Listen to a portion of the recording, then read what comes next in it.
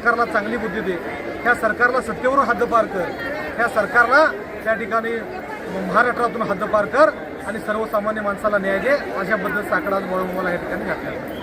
शिवसेना उद्धव बाळासाहेब ठाकरे पक्षाच्या वतीने सद्गुरू बाळूमामांच्या मंदिरात विशेष साकडं घालण्यात आलं. वाढती महागाई, डिझेल, पेट्रोल आणि गॅस दरवाढीमुळे सर्वसामान्य नागरिकांना होत असलेल्या त्रासाच्या पार्श्वभूमीवर सरकारला चांगली बुद्धी मिळावी आणि नागरिकांना या संकटातून मुक्तता मिळावी अशी प्रार्थना यावेळी करण्यात आली.